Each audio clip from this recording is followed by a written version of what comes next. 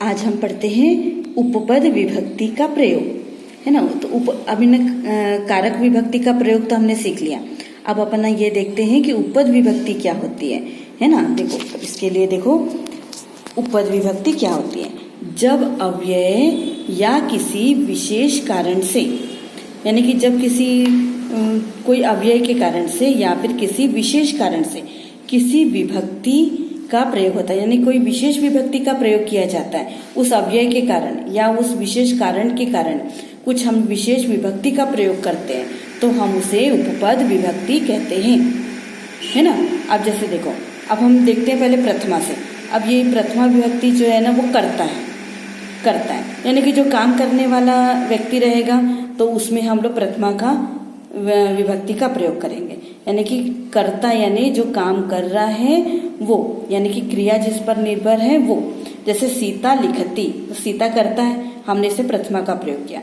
अहम पुस्तकम पठामी, तो अहम शब्द करने वाला पढ़ने वाला कौन है? अहम यानी मैं, तो अहम में हमने प्रथमा विभक्ति का प्रयोग किया। ठीक है, अब ये प्रथमा विभक्ति हो गई। अब देखो द्वितीया।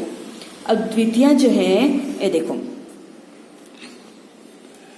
द्वितीय विभक्ति। अब ये कर्म कारक है, इसका अर्थ क्या होता है? को, है ना। तो कर्ता जो काम करना चाहता है या करता है ना, जिस पर क्रिया का फल पड़ता है उसे कर्म कहते हैं, है ना। तो कर्म में हमेशा द्वितीय विभक्ति होती है। ये हमने किस में पढ़ लिया? ये हमने हम जब इसका द्वितीय प्रयोग कारक रचना में हम द्वितीय प्रयोग कर रहे थे तब हमने उसमें देख लिया। अब हम क्या देखेंगे इसमें? द्वितीय उपपद विभक्ति, यानी कि उपपद विभक्ति किस कारण से वाक्यों में जो है वो द्वितीय का प्रयोग होता है। देखो ये है प्रति, प्रति का अर्थ होता है और। तो रामः विद्यालयम प्रति गच्छति, यानी प्रति यानी और, यानी कि जो भी करता है वो जिसकी ओर जाएगा, यानी विद्यालय की ओर जा रहा है तो विद्यालय में द्वितीय का प्रयोग होगा। तो विद्यालयम प्रति गच्छति। इसी प्रकार परितः, परितः का अर्थ होता है चारों ओर। तो किसके चारों ओर? घर के चारों ओर, तो घर में द्वितीय का प्रयोग होगा। गृहम परितः वृक्षाः सन्ति, घर के चारों ओर वृक्ष हैं।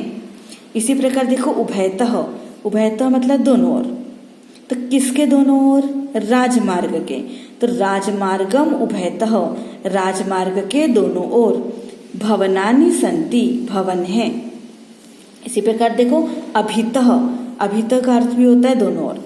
तो अध्यापकम अभितः, किसके दोनों ओर? अध्यापक के दोनों ओर। छात्राः सन्ति, छात्र हैं, है ना। अब विना, विना के साथ जिसके बिना, राम के बिना, तो राम में हमने द्वितीय का प्रयोग किया है। बिना का अर्थ क्या होता है? बिना। तो रामम बिना अयोध्या शून्य, राम के बिना अयोध्या शून्य है। इसी प्रकार देखो धिक, धिक मतलब धिक्कार है ना। तो धिक दुष्टम, दुष्ट को धिक्कार है। तो धिक क्या, यानी कि हम क्या बोलेंगे अब? अब इसके अव्ययों के योग में द्वितीय विभक्ति का प्रयोग होता है। किसके योग में? प्रति योगे द्वितीय, या परितः योगे द्वितीय, या उभयतः योगे द्वितीय, या अभितः योगे द्वितीय, या बिना योगे द्वितीय, या धिक योगे द्वितीय। ठीक है, अब देखो इन धातुओं में भी जैसे ये देखो ये धातु है ना, इनके योग में भी हमेशा द्वितीय का प्रयोग होता है। अब देखो प्रच्छ यानी पूछना, तो जिसको देखो छात्रा अध्यापकम प्रश्नम पृच्छति, किसको प्रश्न पूछ रही है? अध्यापक को, तो इसमें द्वितीय का प्रयोग होगा। इसी प्रकार याच, किसको मांगती है? सोहनः मोहनम पुस्तकम याचते, सोहन जो है वो मोहन को पुस्तक मांगता है, तो जिसको मांगेगा उसमें द्वितीय। इसी प्रकार कथ यानी कहना, अहम त्वाम सत्यम कथयामि, मैं तुमको सत्य कहता हूँ। देखो त्वाम में द्वितीय का प्रयोग हुआ है। इसी प्रकार नी मतलब ले जाना, तो मोहनः कुक्कुरम गृहम नयति, मोहन जो है वो ये डॉग को घर ले जाता है। किसको लेके जा रहा है वो? हाँ इसको। तो यहाँ पे क्या हुआ? द्वितीय का प्रयोग हुआ। तो गम धातु, मम पिता गृहम गच्छति, मतलब कहाँ जा रहा है? घर को जा रहा है। नगर को जा रहा हुआ तो नगरम गच्छति, है ना। तो मम पिता गृहम गच्छति, तो गृहम में हमने द्वितीया का प्रयोग किया। इसी प्रकार रक्षा करना, जिसकी रक्षा करते हैं उसमें द्वितीया का प्रयोग होता है। वयम देशम रक्षामः, हम देश की रक्षा करते हैं, है ना, तो देशम में द्वितीया का प्रयोग हुआ। इसी प्रकार नम, तो छात्र अध्यापक को प्रणाम करते हैं, तो छात्र जिसको भी प्रणाम करेंगे उसमें हमको द्वितीया का प्रयोग करना पड़ेगा। ठीक है, अब हमने द्वितीया को देख लिया। अब देखो तृतीया। तृतीया का मतलब होता है करण कारक। तो करण कारक होता है जिसमें के द्वारा का अर्थ आता है ना। तो जैसे कि मोहन कंदुकेन लिखती, मोहन कलम से लिखता है। बालका कंदुकेन खेलंती, बालक जो है वो गेंद से खेलते हैं। अध्यापक हस्तेन ताड़यति, अध्यापक जो है वो हाथ से मारता है। अब इसका हम उपपद विभक्ति में देखेंगे किसके साथ में कौन से शब्द आने से या अव्यय आने से इसमें तृतीया का प्रयोग होता है। देखो ये देखो, सह, साकम, सार्धम, समम, इसके योग में तृतीया का प्रयोग होता है। अब सह मतलब साथ, साकम मतलब भी साथ, सार्धम मतलब भी साथ, है ना। देखो रामः मोहनेन सह गच्छति, राम मोहन के साथ जाता है। किसके साथ जा रहा है? मोहन के। तो जिसके साथ जाएगा उसमें तृतीया का प्रयोग होगा। सीता गीतया साकम पठती, सीता जो है वो गीता के साथ पढ़ती है। किसके साथ पढ़ रही है? गीता के साथ, इसलिए उसमें भी तृतीया का प्रयोग होगा। इस तरह देखो, ये देखो, श्यामः गोविंदेन सार्धम भोजनम करोति, श्याम जो है वो किसके साथ में, सार्धम मतलब साथ, किसके साथ में भोजन कर रहा है? गोविंद के साथ में। तो गोविंद में तृतीया का प्रयोग होगा, है ना। देखो, पित्रा समम सीता अपि गच्छति, पिता के साथ सीता भी जाती है। तो समम, समम के साथ में, है ना, पित्रा, पित्रा में हमने किसना तृतीया का प्रयोग किया, है ना। पित्रा समम सीता अपि, सीता भी जाती है।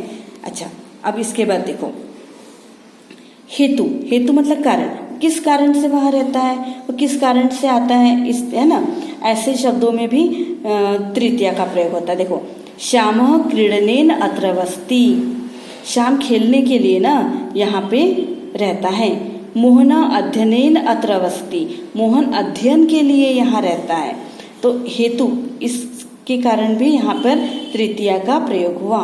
इसके अतिरिक्त देखो, हीन मतलब हीन, धन से हीन, है ना, विद्या से हीन। विना, विना के साथ में देखो द्वितीया, तृतीया और पंचमी, है ना, ये तीनों विभक्तियों का प्रयोग होता है। विना के साथ तृतीया, द्वितीया, तृतीया और पंचमी तीनों का प्रयोग हो सकता है। तो हीनः, विना और अलम, अलम मतलब ये निषेधवाचक है। अलम मतलब मत करो, है ना। अब देखो इसके वाक्य देखते हैं। सह धनेन हीनः अस्ति, तो किससे हीन है? धन से, हमने इसमें तृतीया का प्रयोग किया। इसी प्रकार रामेण बिना, राम के बिना, तो राम में हमने तृतीया का प्रयोग किया। श्यामः अपि न गमिष्यति, राम के बिना श्याम भी नहीं जाएगा। अब अलम का अर्थ क्या होता है? मत करो। अलम विवादेन, विवाद मत करो। अलम कोलाहलेन, कोलाहल मत करो। तो ये हमने क्या देख लिया? तृतीया विभक्ति का प्रयोग। अब इस तरह से देखो, चतुर्थी विभक्ति, ये संप्रदान कारक है, मतलब के लिए, यानी जिसको कुछ दिया जाता है या जिसके लिए कोई क्रिया की जाती है उसके हम संप्रदान कहते हैं। और संप्रदान में चतुर्थी विभक्ति का प्रयोग होता है। देखो, रामः श्यामाय पुस्तकम आनयति, राम जो है वो श्याम के लिए, तो देखो हमने यहाँ पे चतुर्थी का प्रयोग किया है, पुस्तक को लाता है।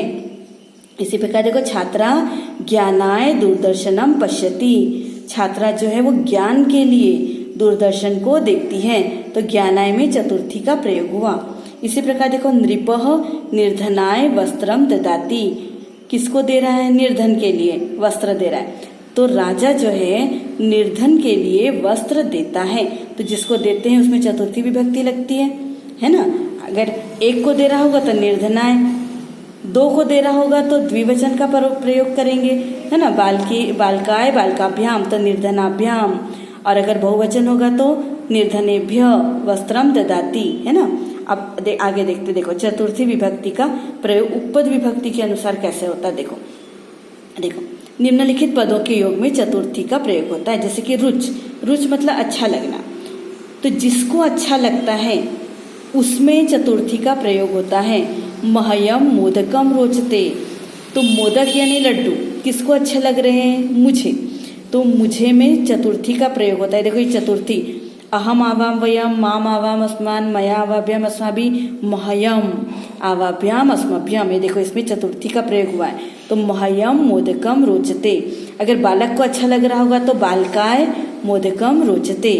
इसी प्रकार स्प्रिय, स्प्रिय मतलब ये भी अच्छा लगना या चाहना, जो चीज पसंद की जाए उसमें चतुर्थी। जैसे बालकः पुस्तकाय स्पृहयति, बालक पुस्तक को पसंद करता है ना, तो किसको, पुस्तक को, तो पुस्तकाय, जिसको मतलब जो चीज वो पसंद कर रहा है उसमें चतुर्थी का प्रयोग होगा। इसी प्रकार देखो क्रुद्ध, क्रुद्ध यानी क्रोध करना, तो जिस पर क्रोध किया जाए उसमें हम चतुर्थी का प्रयोग करते हैं। रामः पुत्राय क्रुद्धयति, राम किस पर क्रोध कर रहा है, पुत्र के लिए, तो पुत्र में चतुर्थी का प्रयोग होगा। तो रामः पुत्राय, देखो चतुर्थी का प्रयोग हुआ है, क्रुद्धयति। इसी प्रकार द्रोह्य, द्वेष करना, द्रोह करना, तो जिससे द्रोह किया जाए उसमें चतुर्थी का प्रयोग होता है।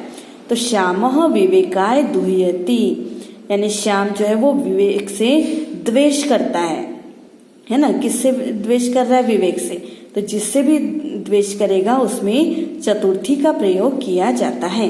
इसी प्रकार देखो नमः, नमः यानी नमस्कार, तो जैसे हम बोलते हैं सूर्य को नमस्कार, बस वाक्य अगर इतना ही हो तो हम उसमें चतुर्थी का प्रयोग करते। देखो सूर्याय नमः, है ना, सूर्याय नमः, देवाय नमः, गणेशाय नमः, शिवाय नमः, ये सब में क्या हुआ, चतुर्थी का प्रयोग हुआ, है ना। देखो इसमें सूर्याय नमः, तो यहाँ पे वाक्य जो है वो खत्म हो जा रहा है ना, हाँ, करता है या करती है नहीं है।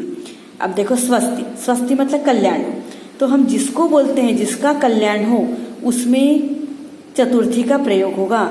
जैसे प्रजाभ्य स्वस्ति, प्रजा का कल्याण हो, अनुजाय स्वस्ति, अनुज का कल्याण हो, है ना।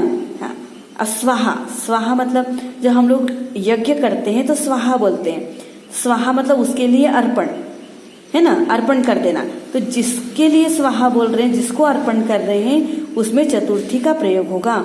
अग्नये स्वाहा, विष्णवे स्वाहा, तो अग्नये में कौन सी विभक्ति का प्रयोग हुआ, यहाँ पे देखो चतुर्थी का प्रयोग हुआ।